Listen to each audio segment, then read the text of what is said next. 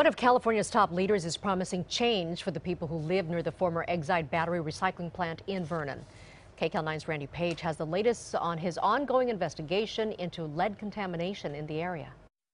I'm deeply disturbed, and quite frankly, I'm angry. That's State Senate Pro Tem Kevin DeLeon's reaction to our investigation into lead contamination in the neighborhood surrounding the former Exide battery recycling facility, causing learning disabilities and other serious problems. We found hazardous waste levels of lead in backyards where children play, along public sidewalks, and even higher amounts of lead in public areas near the facility and perched on storm channels that feed into the LA River. The fact that you, as one individual, a tenacious investigative reporter, going out on his own to find 2 days worth of harmful contaminants.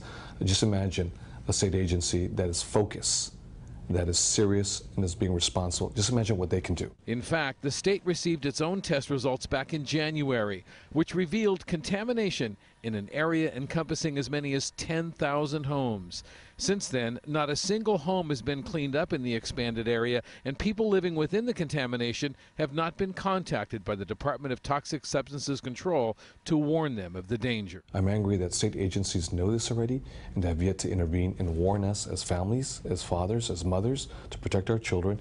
Moreover, come in, intervene, and clean up the mess as soon as possible. You are the most powerful member of the state legislature. What are you going to do to address this problem? Well, I already issued out a letter that will follow up with a phone call to the Secretary of the Environment, as well as I'll probably have to engage the governor and ask the governor to directly engage at a personal political level to get his agency to start moving, because what's at stake is the health of my constituents and the children. Last night, DTSC Director Barbara Lee told us all of the contaminated areas we identified in our report will be cleaned up starting today. So you specifically contacted Exide to make sure they're going to clean up that contamination that we found there?